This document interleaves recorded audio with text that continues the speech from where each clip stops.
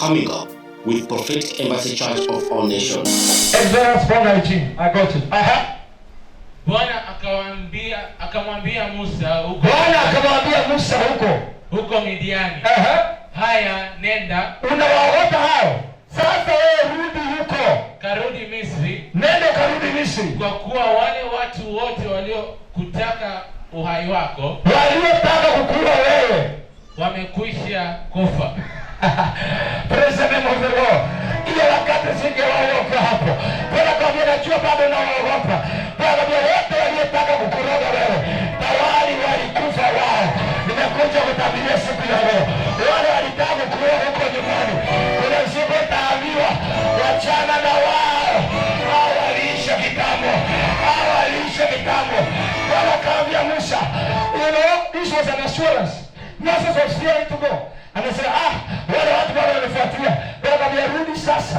Wale watu walitaka kuua, niliwamaliza kitambo. Waliisha kitambo. Hallelujah. So many people may be praying, God, take away these people away. They will not die this year. But look, 2022, you will never see them anywhere. Are you hearing me? But again, if you 7 days, no, don't worry. The 7 days I've gone to something called Heaven Bank. Kuna benki ya mbinguni inawekwa chochote ambacho kimeombwa. There is a time of withdrawal. That time is in the hands of God. Are you hearing me? Yes, let's continue. Psalms 55 verse 23. Nawe Mungu utawatelemsha wafikirie shimo la uharibifu. Watu wa damu na ila hawataishi nusu ya siku zao. Are you hearing me? Wasijali watu ambao wanatoa sacrifice, watu wa damu na hila, watu wanaoishi kuroga watu. Wewe pika Bwana mzigo wako. Wengi wao hawatapita nusu ya miaka yao. Are you hearing the word of God? Those people will never live half of their life. Hata kama kuna watu wangapi wanaroga, wewe endelea kuomba Bwana. Maisha yao inafikia nusu. Kama sahi ako 30, wewe mpatie 10. Hata pita hapo, hiyo ni nusu yake. Kama ako 50, mpatie nyingine 5. The Bible says all the wicked, all those who kill people prematurely, wanaotoa sadaka za damu, hawataishi nusu ya miaka yao. I believe the word of God. The enemies of the children of God, that is their portion. The enemies of the children of God, they will never leave half of their. Now God told Moses, go back. Why were you talking about? They are already dead. They have not overpassed the half of their life. Cast your burden unto the Lord. 1 Peter 5 verse 7. Now, what we have read there, imesema tupeane mzigo. Kuna watu wanapeanaga kama mzigo kidogo. Hallelujah. Ukimwambia una njaa, kwambia nina njaa tu. Bwana anakuambia hapana, si chakula siku 3. Kama ni chakula agiza chapati 10 na maharagwe. Hallelujah. Cast all your, hiyo imesema cast your burden. But now I want to read and say, cast all your, don't leave even one. All of it, give it to God. Are you hearing me? Hallelujah. If you're a man of God, if you carry the balance of all people, you will die of pressure, of depression, and one sickness that attacks men of God is called brain tumor. Half of men of God in Africa, they have gone for brain tumor surgery. There is one great prophet in South Africa. We joined to pray for him, but relocated from Africa and went in another country. When we are reading there, the advice we got is that don't carry the burden. As a man of God, you are not called to carry the burden of people. You are supposed now to give them a highway to Jesus Christ. Whatever you are supposed to pray, Jesus Christ, carry the burden of those people. When I go now to cry to God, all these people like this, oh God, no. I tell Father, take all the burdens they have from now. Are you hearing me? The reason why many are having pressure, because you don't know what you pay your rent tomorrow week. So after paying the rent, you have pressure. Are you hearing me? Give the all burdens unto Jesus. Petero wa kwanza mlango wa 5 mstari wa 7. Huku mkimtwika yeye fadhaa zenu zote. Hapa mkimtwika Bwana mizigo yenu yote. Haleluya. Haleluya. Haleluya. Haijalishi madaktari wanasema namna gani, patie Bwana hiyo mizigo yote. Haijalishi madaktari wanasema hauwezi ukapata mtoto, patie Bwana hiyo mizigo yote. Patie Bwana hiyo mizigo yote. Patie Bwana hiyo mizigo yote. Haleluya. Haleluya. Haleluya. Praise the name of the Lord. Haleluya. Haleluya. Haleluya. Haleluya. God is able to do what man can think it is impossible. Are you hearing me?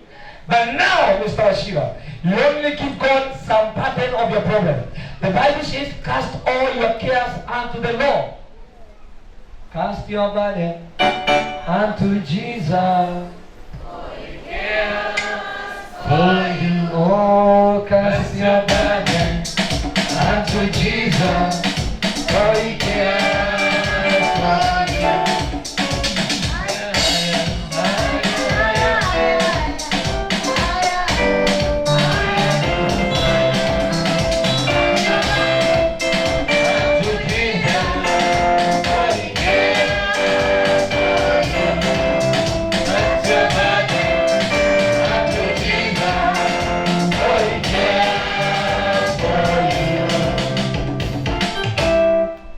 Hallelujah. Cast your burden unto the Lord. How many feel their heart today?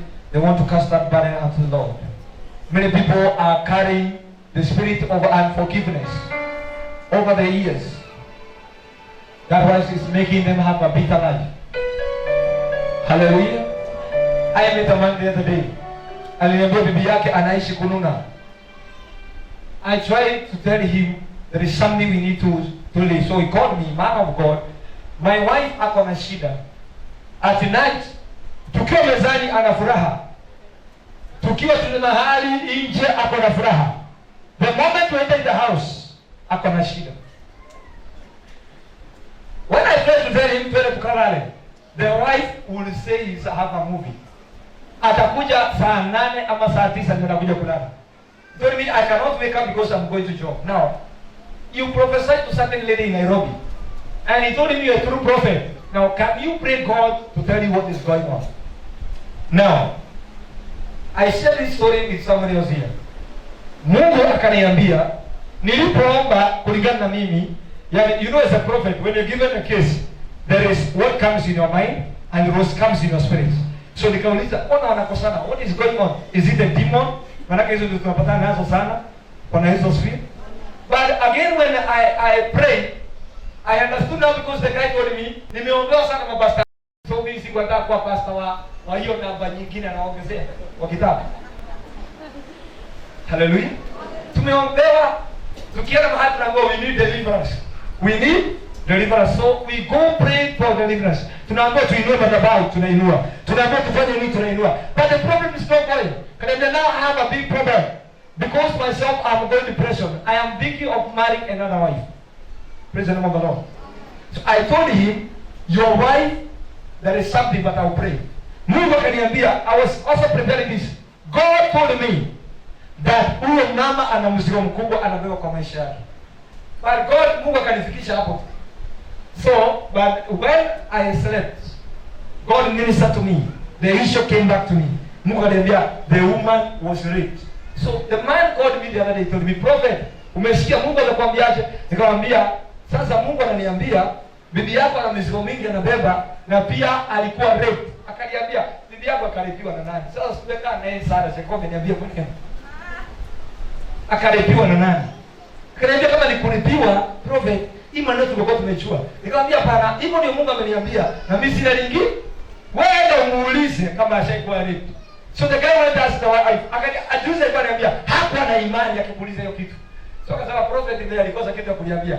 Ask the wife. Nimeongea na nabii mwingine wa Mungu. Ameniambia una mizigo mingi and you are raped. Ulilipua hapa kwetu ama nani alikurepe? The wife started crying. He said I was raped by my uncle 10 years ago.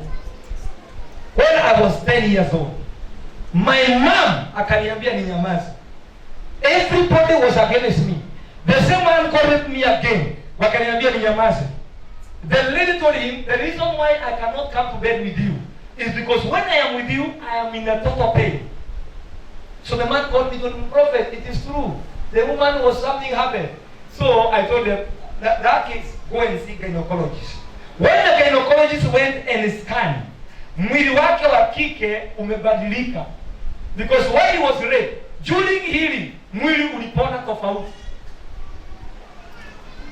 He told him, hata huyu mtoto unatoka na yeye, it was through pain I have. Now they're in the process now of doing what is called surgery, of reconstructing the private parts of that lady. There are people carrying burdens in their life today, but they cannot share with you. I pray, may God remember you in the name of Jesus Christ. May God remember you in the name of Jesus Christ.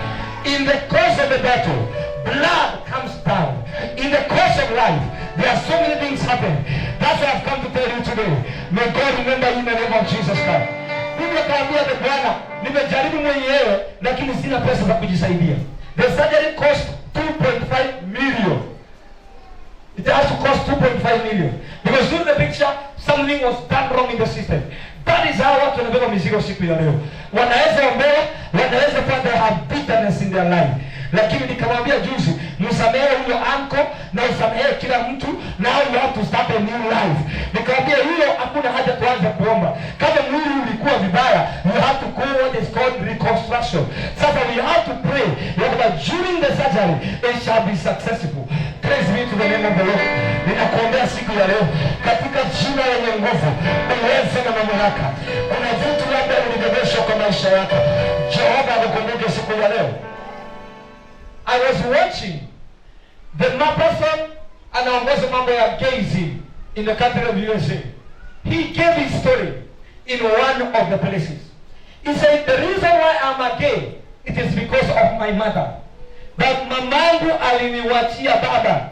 Baba alikuwa mlevi and the father made me the wife. So that is how I am made. I grew like that. I cannot change.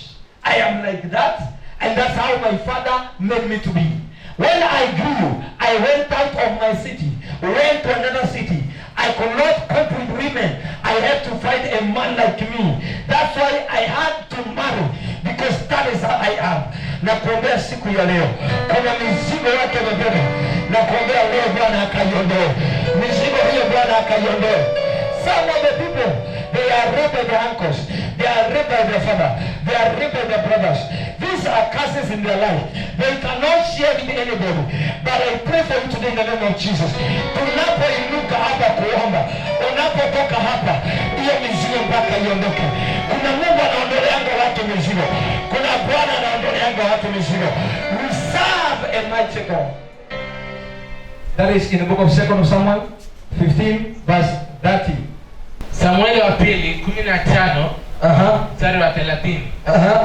Daudi akapanda akishika njia ya kupandia mlima wa Mizeituni. Yes.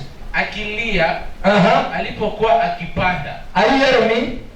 We read the word today that where you are, somebody was there and God delivered him. Jesus later in life, he went to the mountain of Olives. The same place David was. Nimekuambia siku ya leo, hiyo shida unapitia, wengine walipitia na Bwana akawaokoa. Hiyo sehemu kwa maisha, kuna mtu pia alikuwa pale na Yesu akamuokoa. Naye alikuwa amejifunika kichwa chake. Akaenda hana viatu. Akaenda akiwa hana viatu. Na watu wote waliokuwa pamoja naye.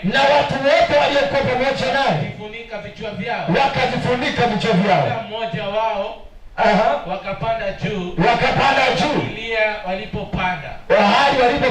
Mstari wa 31. Yes. Mtu mmoja akamwambia Daudi ya kwamba Ahithofeli yu katika hao waliopatana na Absalom. Ahithofeli ako pamoja na maadui. Daudi akasema, Bwana, nakusihi uligeuze shauri la Ahithofeli liwe ubatili. Nimekuombea siku ya leo, kila ushauri unafanyia kinyume na wewe, Bwana ibadilishe iwe ujinga. Kama kuna safari wanaenda kinyume na wewe, Bwana ibadilishe iwe ujinga.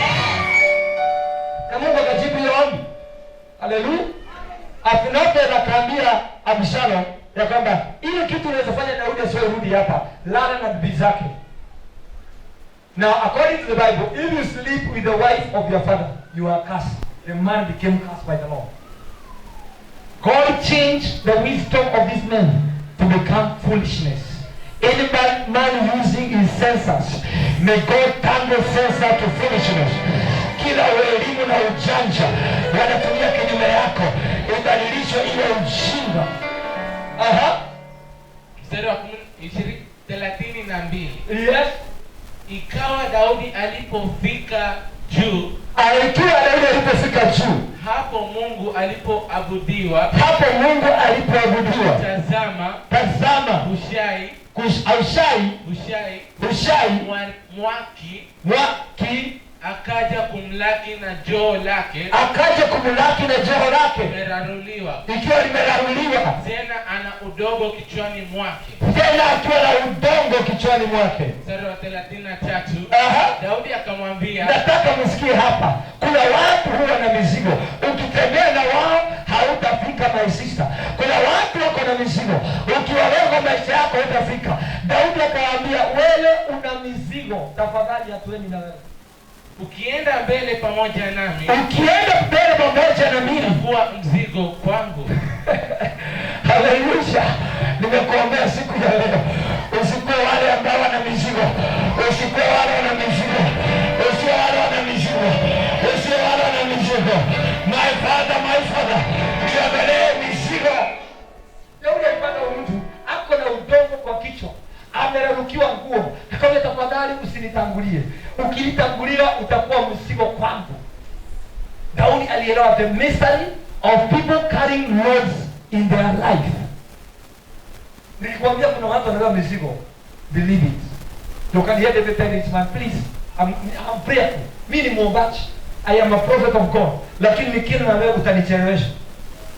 Unaweza sisi utafanya nini? Nimekuombea siku ya leo. Kuna watu ambao hawako tayari kuwa huru. Kuna watu wako tayari kutumikia Bwana. Ukitembea na watu hawa watakuchelewesha. Inua mikono yako siku ya leo. Sema, I have chosen to follow Jesus.